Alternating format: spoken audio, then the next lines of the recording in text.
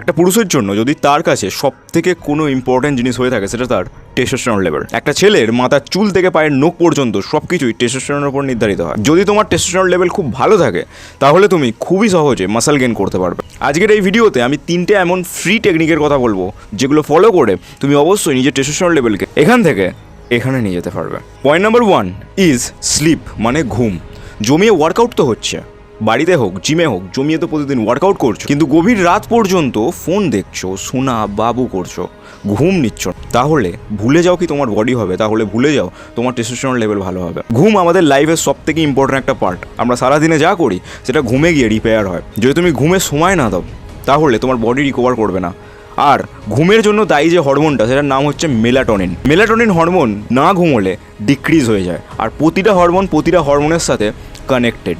মানে melatonin hormone নিচে গেলে বাকি হরমোনগুলো নিচে যাবে, মানে তোমার টেস্টোস্টেরন লেভেলও নিচে যাবে। 7 to 8 আওয়ার্স অফ স্লিপ নিজের ডেলি লাইফে কানেক্ট করে নাও। রাত পর্যন্ত বাবু সোনা মোনা না করে ভালো করে ঘুম নাও, যাতে তোমার টেস্টোস্টেরন লেভেলটা ইনক্রিজ হয়। Point number 2, physical activity. একটা সায়েন্টিফিক রিসার্চ হয়েছিল হাওয়ার্ড বিশ্ববিদ্যালয়ের তরফ থেকে, যেখানে 20 জনকে দুটো গ্রুপে ডিভাইড করা হয়েছিল। প্রথম group number A, second group number B. Group number A কে ভালো ব্যালেন্স নিউট্রিশিয়াস গুড ডায়েট দেওয়া হয়েছিল, কিন্তু তাদেরকে বলা হয়েছিল তোমরা কোনো ফিজিক্যাল অ্যাক্টিভিটি করবে না। গ্রুপ নাম্বার বি কেও সেই সেম ভালো গুড নিউট্রিশিয়াস ডায়েট দেওয়া হয়েছিল, তাদেরকে বলা হয়েছিল যে তোমরা ওয়ার্কআউট করবে, তোমরা ফিজিক্যাল অ্যাক্টিভিটি করবে।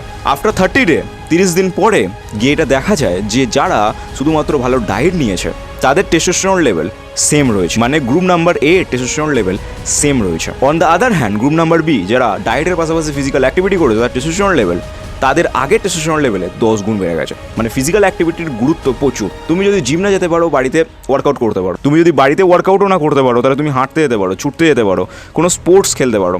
যা কিছু হোক তোমাকে ফিজিক্যাল অ্যাক্টিভিটি করতেই হবে for maintain your good testosterone level. Point number 3, scientific research অনুসারে যে সমস্ত পুরুষদের জীবনে একটা লক্ষ্য আছে, তারা সেই লক্ষ্যের প্রতি কাজ করছে, তাদের টেস্টোস্টেরন লেভেল বাকি পুরুষদের টেস্টোস্টেরন লেভেলের থেকে 10x বেশি হয়। আদিমকাল থেকে আজ পর্যন্ত পুরুষকে চেনা যায় তার লক্ষ্য হিসাবে, তার জীবনের গোল হিসাবে। সে কী পেতে চায়, সে কী করতে চায়। সেটা ফিজিক্যাল গোল হতে পারে, সেটা মেন্টাল গোল হতে পারে, সেটা কেরিয়ার গোল হতে পারে, মানে ফিনান্সিয়াল গোল হতে পারে, যা কিছু হতে পারে। কিন্তু তোমার জীবনে একটা গোল ক্লিয়ার আউট করতে হবে, কারণ তোমার মধ্যে প্রচণ্ড পরিমাণে ক্ষমতা আছে, যে ক্ষমতাটাকে তোমাকে একটা নির্দিষ্ট দিশা দিতে হবে, আর সেই দিশার প্রতি তোমার ক্ষমতাটাকে চ্যানেলাইজ করতে হবে।